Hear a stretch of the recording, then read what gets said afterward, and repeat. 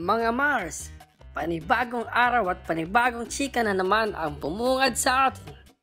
Ayon sa kami, may revelasyon si Aljur Abrenica tungkol sa breaking silence post niya.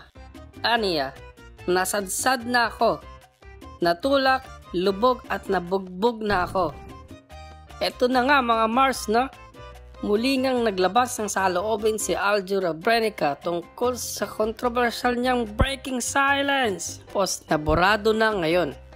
Ito ay patungkol rin sa mainit na naging patutsadahan ng magkabilang panig nila ni Kylie Padilla.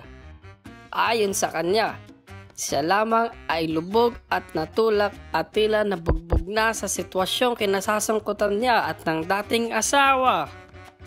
Nais na rin niya umanong matapos ang issue alang-alang sa dalawang anak nila ng aktres.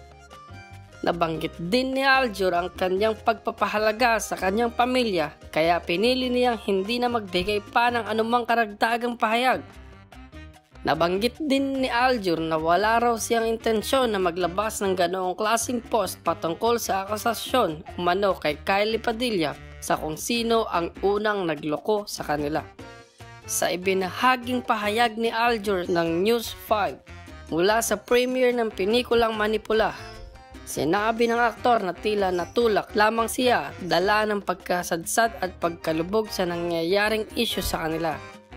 Ito ang kanyang naging pahayag. Ang reason kung bakit ko nagawa iyon is out of impulse. Kasi I felt na parang nasadsad ako, natulak, nalubog at nabugbog na ako. It was not my intention to post pero naramdaman ko talaga na kailangan na. Nabanggit din niya ang pagpapahalaga pa rin sa kanyang pamilya, lalo na sa kanyang dalawang anak. Kaya naman, nais na rin sana niya matuldukan na sana ang issue. And I can still say na she was the love of my life. Talagang minahal ko yung babaeng iyon. I valued our family more than anything. So, I was really affected nung nangyari yun.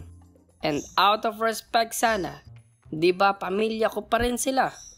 Dahil dito, hindi na rin umano siya magbibigay pa ng anumang karagdagang pahayag kaugnay sa nangyayari.